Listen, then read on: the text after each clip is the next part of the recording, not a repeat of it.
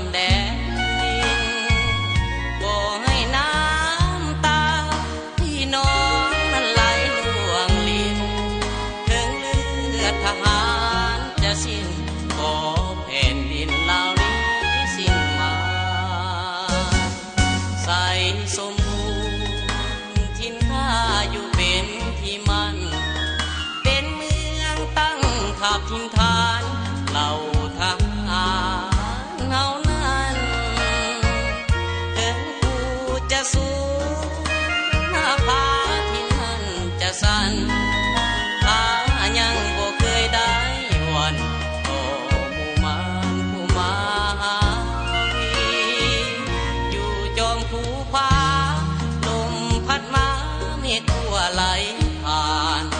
ลมฟ้าลมฝนหนาวปั่นหนาวยืนสั่นแทบสิ้นชีวิตต้องทนยอมตายให้หลายสายชาติสตรีเพื่อพื้นดินลาวเฮานี้สิ้นศัตรูผู้ที่หวัง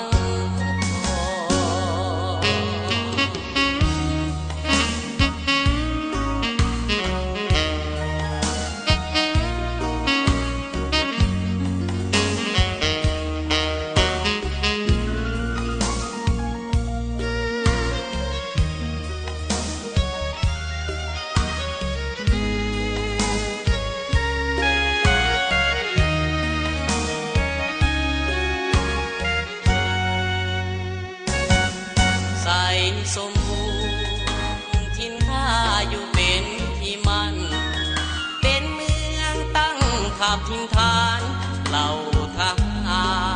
รเฮานั้นถึงกูจะสูงหน้าผาที่นั่นจะสั่นข้ายังบ่เคยได้หวั่นต่อหมู่มารผู้มาหาวีอยู่จอมภูผาลมพัดมาเมฆทั่วไหล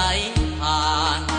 ลมฟ้าลมฝนหนาวปั่นหนาวยืนสั่นแทบสิ้นชีวิตต้องทนยอมตายให้หลายสายชาติสตรีเพื่อพื้